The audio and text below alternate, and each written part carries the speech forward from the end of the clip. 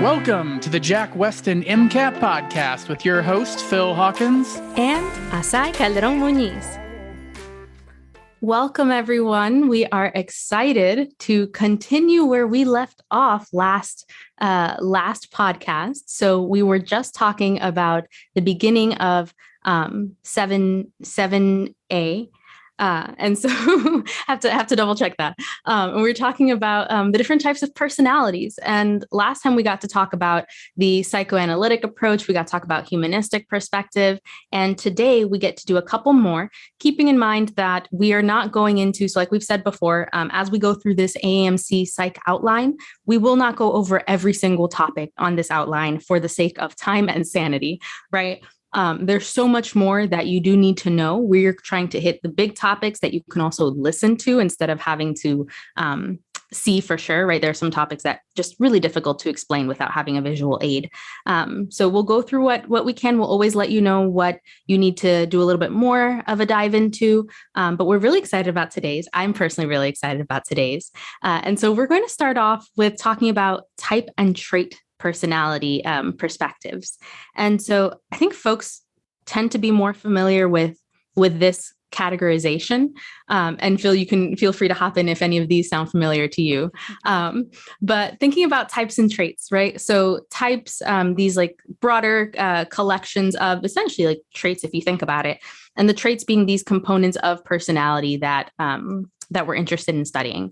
And so I would say probably the two most famous type personality perspectives are type A, type B. So a lot of folks, someone's, oh, that person's so type A, right? And Myers Briggs, I don't know about you, but I definitely had moments in probably like middle school and beyond, or was like, oh, what's your like personality type? What's your Myers Briggs personality type? And then folks go online, right? And they're doing their little quiz and whatnot.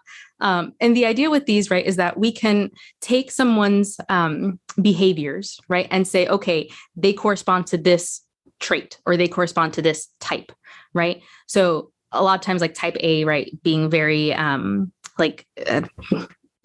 like a perfectionist kind of approach. You can see the trying to fish for the right word in right, very gung-ho. If you think classic MCAT student, or at least how MCAT students are depicted, maybe that's not how they actually are. Mostly they're type A and like how they're depicted in, TV and things like that. Mm-hmm. But yeah. And like, and you'll notice that, right? Even I was like looking for a specific word. We try and adjust, but then the other one, right? So Myers Briggs. So that's based off of 4 different groupings in general. So one of the big ones that folks are familiar with, even if they don't know about Myers Briggs, type A, type B, et cetera, is whether someone's introverted or extroverted. Right. And so those are, that's one particular, that extroversion trait is a trait that actually you see come up a lot in these different perspectives. And so one of these trait theories that I've seen actually come up quite a bit on the MCAT psychosocial section is the big 5 traits. And the mnemonic that people use and that I think is probably just easiest to remember them as is ocean. Right. So O is just openness, right? How open are you to these new experiences, things like that. So C is going to be conscientiousness. E is extroversion, right? So there's that extroversion that we were just talking about. A, agreeableness, and then N, which is probably the one that gives students the hardest time, is neuroticism. And so we've probably heard folks say like, oh, like they're just being so neurotic, right? Like, what does that actually mean? I can make sense of the others, whether someone's agreeable or not, right? Whether they're extroverted. Neuroticism being this tendency towards like anxiety, having strong reactions to stress, right? Whereas with some of the others, with agreeableness, it's not anxiety, that's like, right, how agreeable you are as a person, conscientiousness, like planning, things like that. So we have these 5 components. And I don't know about you, Phil, I hadn't heard of the ocean mnemonic before starting medical school. Yeah, not until I came across it on the MCAT. And then all of a sudden I'm seeing it everywhere because it's all over the MCAT, I feel like.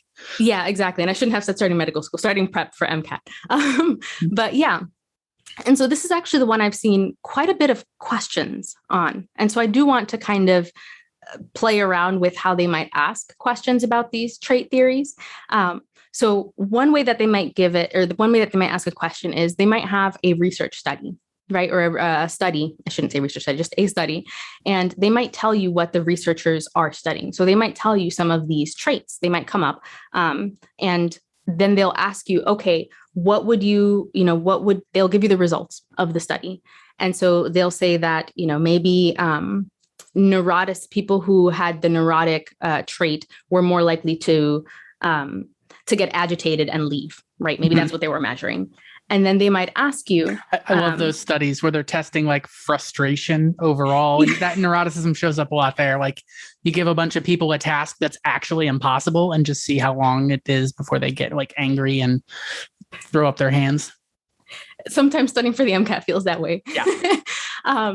And so they might ask you, right, what you would expect, or what other behavior might be associated with people who, got up and left, right? And so would it be something that's related to planning? Well, probably not, because that fits more under conscientiousness, right? Would it be something related to socializing with other people? Again, probably not. That's more extroversion versus introverted. But what you would expect, what would be a good answer choice would be something along the lines of, they have a low tolerance for like intense situations, right? Yeah. And so something that mirrors the trait that they have already given, having that mirrored in the answer choice. Yeah, there's a lot of stuff with trait perspective. I feel like, compared to a lot of the other ones we're going to talk about today, there's just a lot of meat here for the MCAT to ask questions about. I kind of want to take a second and just like step back and just be like super clear. Like we're talking about the different ways to look at personality. Like Freud and the psychoanalysts were all about like, it's all in the subconscious, and the humanistics are like, we all want to be the best versions that we can be, but there's like challenges that we run into. The trait perspectives basically look at people as piles of traits. Like, are you honest? Are you dishonest? Like, that's where your personality comes from. Are you extroverted? Are you introverted? Are you like, do you have anger issues, or are you relatively calm? Are you laid back, or are you like anal retentive? I probably shouldn't use the term anal retentive because that's actually a Freudian term, but they're kind of like looking at these like traits. And as I was saying, like there are like, you can look at specific traits. So like with Ocean, it's like, are you open or not? Like it's a spectrum between these two ends, or extroverted or introverted, conscientious or not, agreeable or not, neurotic or not. And so like we're looking at each one of these things individually versus the type categorization tends to be like, lumping people as like, oh, these traits go together and these traits go together, like type A and type B personality. But there is another way to look at traits. And this is where Gordon Allport comes in. I think that's a name that you probably want to know. Gordon Allport. Let me just make sure I'm really clear saying that. And so he was a trait theorist as well. But interestingly, he wasn't saying like your personality is not determined by what traits you have. Your personality is about how important those traits are to you. And so, for example, he would say like everyone thinks honesty is important, right? Like if you ask people, like, do you think you should be honest or not? Like everyone's going to say yes. And so, but like there's different levels in there. And so Gordon Allport broke down not just the individual traits, but he broke them down into categories of importance. And so there's a cardinal trait, there's a primary trait, and then a secondary trait. So I always think the easiest way to explain this is via example. And so we'll talk about me, for example. So I think honesty is good. People should be honest. But I have been known to bend the truth a little bit when I'm telling a story to my friends. I'll exaggerate the way that I reacted. Or like if something happened to like my sister's friend's cousin, if I'm telling a story, I'm not going to say that. I'm going to say like a friend of mine, blah, blah, blah, blah, blah. And like, that's like that person was not actually my friend. So in a way, I'm kind of lying, right? But like for me, like it's like I'm trying to engage and entertain, right? When I'm like telling those stories, or when I'm talking to students, sometimes I'll simplify a scenario that occurred to me in order to like focus on the thing that's actually critical for a student to memorize, or a student to understand. And so I'll bend the truth, with like stories and things like that for the sake of humor and entertainment, or for the sake of like education, like learning. And so honesty for me is probably a secondary trait. Like it's not the most important thing. Humor is probably a primary trait because I will bend the truth to make a story funnier. And so that's a more important trait to me than the honesty stuff. And so it might be a primary trait, but it's not a cardinal trait. Cardinal traits. So for those cartographers out there, your cardinal traits, you have your cardinal directions. That's like north, south, east, west. And you have your cardinal rows at the bottom of the map. So your cardinal traits are how you navigate your life. So if humor was a cardinal trait for me, I would be making the decisions in my life based on humor. Like I would be a comedian, or I wouldn't have gone to college and like studied science. I would have like gone into like making comic strips or writing for a like comedic television show or something. It would be something focused on comedy. So for me, my cardinal trait, the thing that drives me, this isn't something that I realized until after I had been like out of med school for a while. And then I like understood this a lot better. But like I left high school, I went to college, I was a physics, chemistry, and biology triple major. After that, I'm like, I want to do an MD and a PhD. And like, I'm making decisions because I really like to learn stuff and I really like to spread that knowledge. And that's honestly why I work in like test prep and why I work in teaching now is because I love learning things and spreading that knowledge. And that's all the decisions I've made in my life have been for those reasons. Like what I did in college, going to med school and then leaving med school because I wanted to work more in education than actually in the clinic. And so like, it's this weird thing that I didn't really understand until I'd already made all these decisions in my life. And now looking back, I'm like, this is like so clear now in hindsight. So I always encourage students to like try to find their cardinal traits because it helps you like make decisions and understand what's important to you. It's also really useful when you're writing your application and you need your like essay, your personal statement. It's important to know what's important to you. And that's a good thing to like good exercise to like think about cardinal traits and stuff, for writing that. But I think about the like Gordon Allport's trait perspective with the cardinal, primary, and secondary probably more often than I need to, but it's just because it helped me understand myself a little bit. Yeah. And I like that you bring up the idea of these personality perspectives helping us understand ourselves. I think that thinking back and I think this is because of my familiarity with primarily the type perspectives. But if you think about why people have those types of conversations when they're in grade school, right? Like, oh, what's your personality type? You're trying to understand someone else. You're trying to understand yourself a little bit better. And I like that you tied it in with the basically like writing the personal statement, because we go into medicine, I imagine just about everyone, because on some level you want to help people, right? So having something ideally, I feel like there are some students that are like, Mom told me to do this and I want to make my parents proud, or I want to drive a Ferrari and be really attractive and sexy because I saw that on Grey's Anatomy. And yeah, I mean, people have a wide range, right? Ideally, reasons. It should be focused on the patients and helping people. Yeah, at least somewhere in there, right? Right.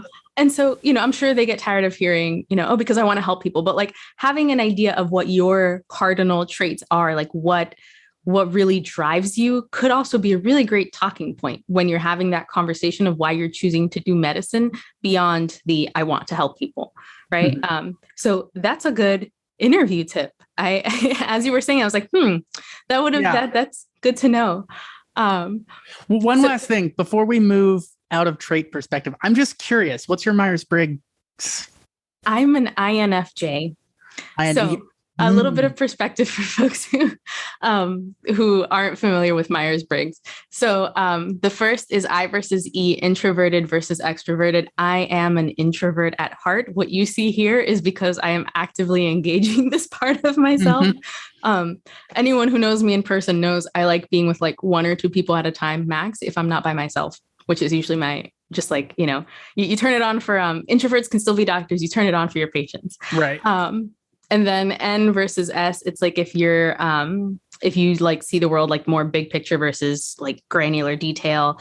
F versus S, I think is it was F versus T. Yeah.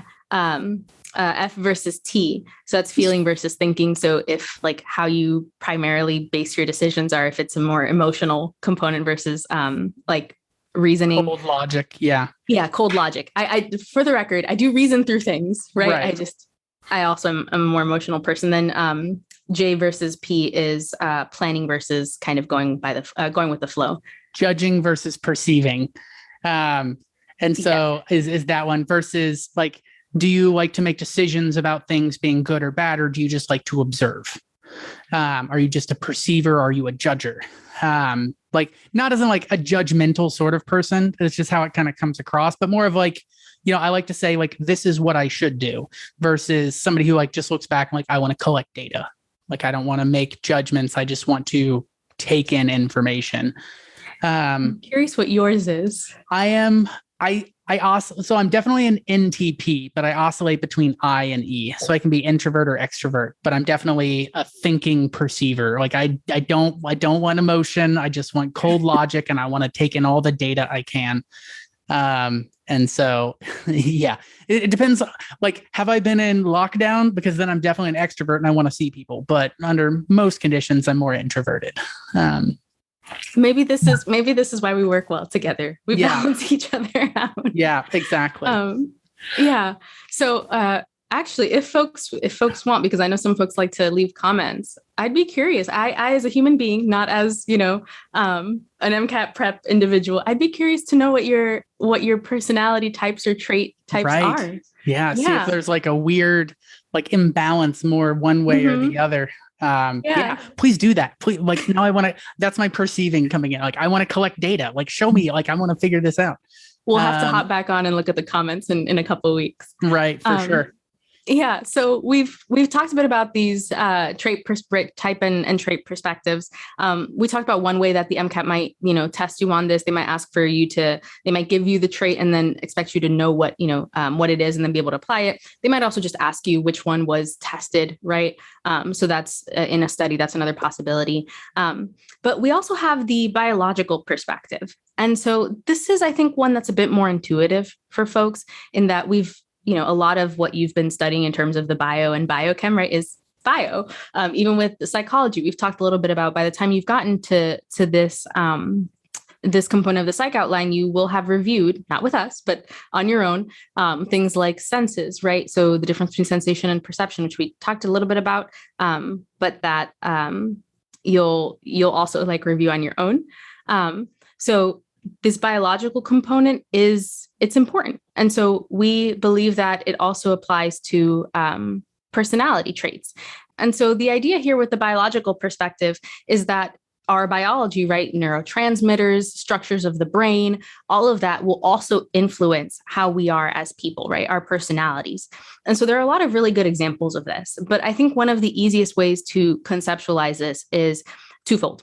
Thinking about the different structures of the brain and what they're involved in, right, can help us understand different how someone might present in terms of their personality, but also how we treat things, right, from a physician standpoint. So medically, right, medications, they can give us a really big cue as to how different neurotransmitters or different hormones might impact personality.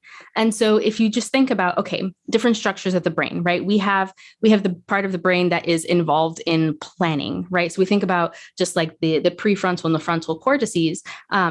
If someone were to have structural damage, right? So whether it's like physical damage, whether they've had a stroke and blood to these areas has decreased, and now maybe there's a little bit of damage and neuronal cell death, right? If you're not able to access these areas, right, or if they're not fully functional, then the way that you interact with the world is going to change. So you may have, difficulty planning ahead of time. You may have difficulty regulating your actions, right? And so it's kind of like when we, and Phil, maybe you can hop in on this. When we say like, they're just kids, right? They're like acting up all over the place, and it's because they're kids. Like their brains aren't fully developed yet, right? Like that's a very good example of the biological perspective, right? There is an incomplete formation of the structure and the communication between those brain structures that allows for that control, for that planning ahead, for that delayed gratification. Whereas in adults, we anticipate or we expect that everyone's has generally developed to the same degree. And then we're saying, okay, well, like, that's just personality, right? Well, there might be a biological undertone.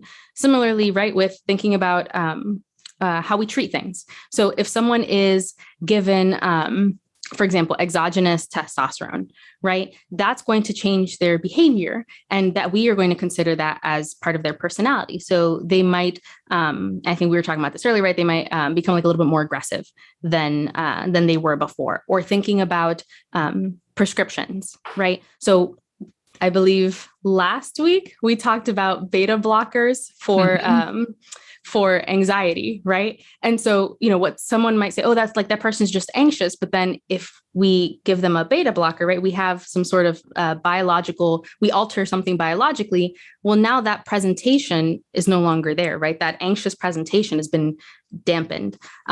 So the biological perspective, all this to say, the biological perspective is really saying that structural, right, hormonal components, genetic components, all of these predispositions can work together to form who someone is in terms of their personality. I think it was actually like 3 weeks ago. So time has really flown. But there's also like, this is something that generally like people kind of don't like the idea of this, that like my personality is just biology and like somebody else's person. So like if somebody else is acting badly, like you kind of want to be like, they're a bad person. Versus like maybe they've got like hormonal imbalance or like they're on a medication or things like that. And so like a lot of times people want to take like personality and make it like a very personal, not biological thing, but there is biological components to this. People who take Adderall, that changes the way you act and see the world. People who, as you mentioned, people who take like testosterone or steroids, like they're angry more often. And so you see that there and like more like impatient. There's also the like Phineas Gage, like the famous guy that blew a railroad spike through his brain and survived. It's really interesting, like in terms of neuro example, a case study. But his personality was definitely affected. I also like if you're really interested in there's a disease called, or I guess a syndrome, Williams syndrome, where one of these symptoms of having Williams syndrome, which is a genetic disorder, one of the symptoms is happiness. These people are happier just generally, like, and like they express and they're like smiling and happy and laughing more often than the normal population. And that's like a really weird thing. Like there's a genetic disease that causes happiness. And that's just kind of an interesting thing, like from the biological perspective, that biology can affect personality and like how you perceive the world and how people perceive you. Yeah, that's interesting. Yeah, I'd never heard of it before. It's a pretty like, it's not like super high yield in terms of like USMLE and stuff like that, but it's just super interesting because like happiness is, well, like you measure like, is this person happy? Then like that's a diagnostic check mark of they could have Williams syndrome. Yeah. And actually, as you say that, so this reminded me of something I wanted to say and I didn't say earlier. So when you're working with patients, if you have concern of a neurologic, like an acute neurologic problem, one of the questions that you can ask people who come in with the patient is, has there been a change in their personality? Right. Mm-hmm. And so that's often like a hint that something neurological might be going on compared to, also possibly like metabolic, but and et cetera, et cetera. But I think it points back to this idea of this is the biologic perspective, like lived, right? It's how we will be interacting with patients. And like you said, it's really easy to say, oh, that other person, like that's just their personality and it's not a biologic, like a biological problem or like a difference. But it is important to recognize just, I think as we go through this, in case other folks haven't made this connection, is something that I've just been thinking about as we go through the personality types, is just always being mindful of the assumptions you make about others, right? We have a lot of implicit, biases and assumptions that we make that we don't realize. And as we have these conversations together, which I really enjoy, right? Just being like the podcast really are conversations for us, y'all. Yeah. Like it brings it to the forefront of my mind, and hopefully it brings it for other folks too, because like we should constantly be evaluating these things for ourselves. But as we talk about it, it's just keeps coming up to the forefront of my mind. Yeah. And that's something to be aware of as a physician. Like if a patient is angry and crotchety and none of the nurses like being around them, like that might be a symptom. Like that might be something that you need to check out and like, talk to the family. Like, have they always been like this? Is there something strange? Like, because there are like tumors and different things that can cause aggression and anger. And so you kind of want to be aware of this, that there is a biological component to this. To not get too lost in like the different stages. We talked about traits, we talked about the biologic. The next one is the behaviorist theory, which is like super common sense if you know the behaviorist, right? Like B.F. Skinner basically thinks who you are as a person is a product of conditioning. Like, were you rewarded for something, then you have that personality trait. If you are punished for it, then you don't. I always like to go to examples. Like, imagine that you have a kid who is rewarded every time he tells the truth, no matter what the scenario is.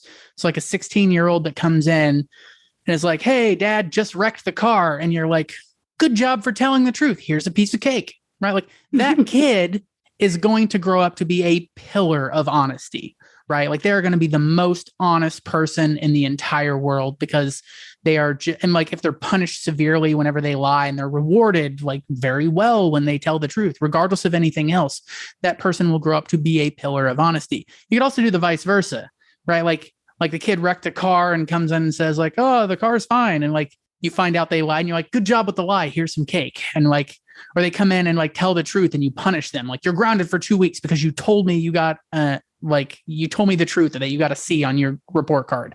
And if you lied to me and you told me you got an A, I would have given you like a vacation to Europe, right? Like that's going to drive people to be more dishonest or honest. And those are just like some good examples, but like you could apply this to any trait, which is how Skinner looked at this, is that people are just products of the reinforcements and punishments that they receive over their life. Yeah. And I like that as we've gone through these most two recent ones, right, we're saying like these, if you have a good understanding of some of the other things we've talked about, some of the other things you've been studying, they will make more sense. And I think that's really useful because a lot of times with the psych social section, students will say, okay, I just need to sit down and like memorize this list, right? And I need to sit down and memorize every little component.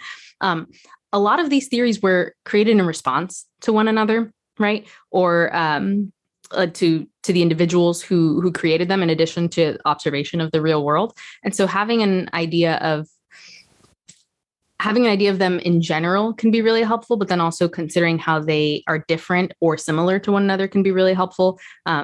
And then, yeah, like you said, right, if you know the behaviorists, this makes sense. Right.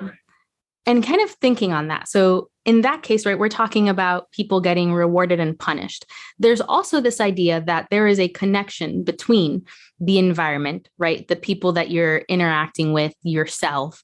And so we enter the social cognitive perspective of personality when we start considering all of these interactions, right?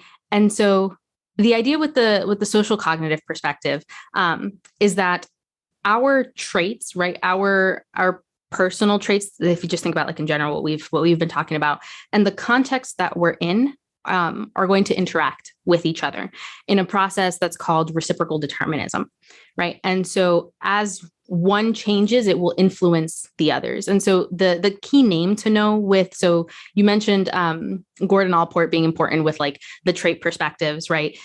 Thinking about like Skinner for the behavioral perspective. Albert Bandura is the name to know for this perspective. And I believe we've talked a bit about Albert Bandura, and we've talked about observational learning and whatnot. But the idea here is let's kind of use a scenario, right? So as we were talking earlier about being in the middle of a pandemic and being stuck at home, this started coming to mind.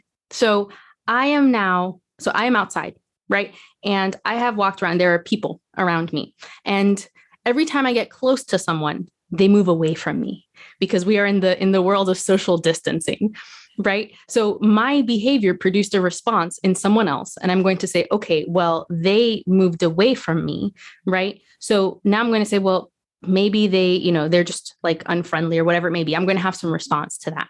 And so the next time I'm probably not going to get as close to someone else, right? Because now there is this back and forth between my personality, right? Me wanting to reach out to other people and have that connection, what I'm doing, and then their response, And so their response is feeding into what I'm doing, is eventually feeding into maybe I just now don't want to be around people myself. And so all these three things, right, can reinforce one another. But something can also break that cycle, right? So there might be someone, one day I smile at someone and they come towards me and I'm just like, okay, this is cool, right? So I start smiling at more people.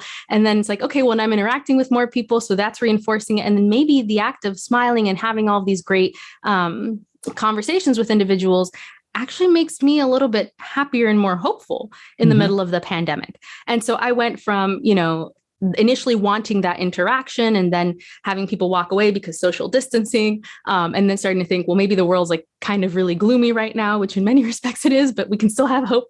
But to, something might, a change in one of those components, whether someone comes towards me, whether I start smiling at people and they start responding differently, whether I choose to, try and change some or alter some component of my traits or personalities, and then I can have that change reinforce and affect the others, which will in turn continue to affect me. So the idea here is that all of those are interconnected, right? The way I am, the way I'm behaving and interacting with others, and the way that they're interacting with me, altering my behavior and potentially how I think and perceive the world.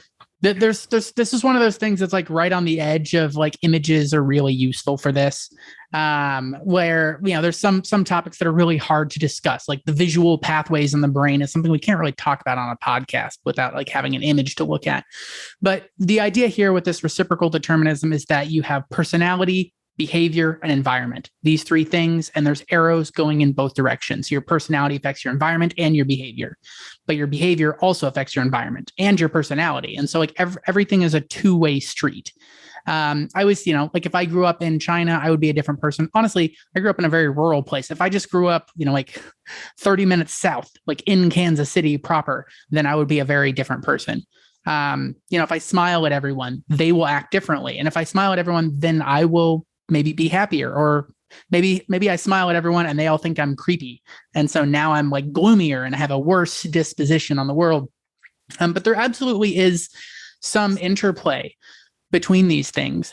I always think about like when I do like the free trial sessions, which are generally on Mondays, I like, this is a free lesson that I do just for the population. So any student can come and go to a free trial session. We'll talk about like whatever different topics we're talking about, like fluid dynamics or electrochemistry. And I know a lot of people would be like, that does not sound like fun, right?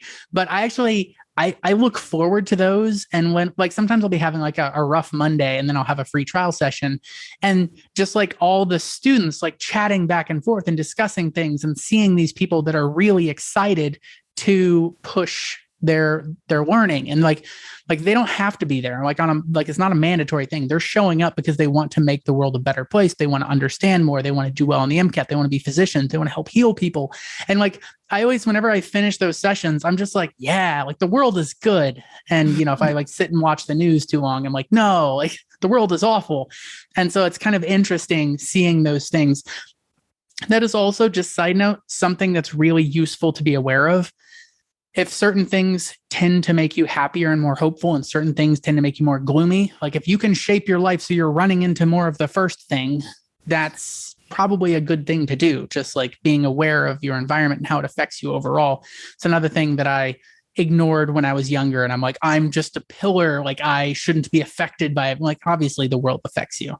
But this like reciprocal determinism, like one step from that is another theory. So just to be clear, we've hit trait, biological, behaviorist, and then the social cognitive theories. So the last theory that we want to talk about is the situational approach, which is basically that your personality is a product of the situations that you're in. I always think of like, like if like my girlfriend broke up with me, I got fired from my job. Like my research paper got not only shut down, but now I'm accused of plagiarizing some scientist that I didn't even know existed. And like all of this happened. I come home, my dog got ran over, and I walk inside and my roommate ate the last banana. like, I'm going to go off on this roommate. Like I am going, like, it's going to like, this roommate is going to be like, what happened? It was just a banana. And like, it was for the house. And like, but like, I've been looking forward to that banana all day. Like that's, and so my personality that like maybe not very patient, maybe grumpy is a nice way to put it. Like that's going to be a product of the situation I'm in. And that's always like a really extreme example, but there are some extreme examples that you will run into as a physician. There are times where patients and patients' families will be very angry with you and upset. And it's just because like you just delivered like a bombshell, like, their child has cancer or something, something along those lines. And that situation, some people don't know how to deal with it. And so this causes some like emotional personality thing to come out with somebody who's angry or upset. And it's really important to remember that like maybe this person is really great all the time, but I'm seeing them on their worst day. And that's something that happens a lot in medicine. Like you tend to see people on their worst days, especially if you're working in, like certain departments. If you're working in physical therapy, actually that tends, people are getting better. And so I actually tend to notice the physical therapy floors tend to be actually kind of happier places because, the situation, everyone's healing, everyone's getting better and improving and like, they're recovering from their, whatever their issue was versus, the ER department, or you're in pathology and you're like diagnosing people with cancer and tumors, or you're in oncology. Like there are like being aware of how situations affect people is a big thing. Just to draw that line, the situational approach, if the reciprocal determinism is like two-way arrows where like your personality affects your behavior and your environment and everything goes back and forth, the situational approach is really just the situation changes your personality. And so it's more of a one direction arrow there.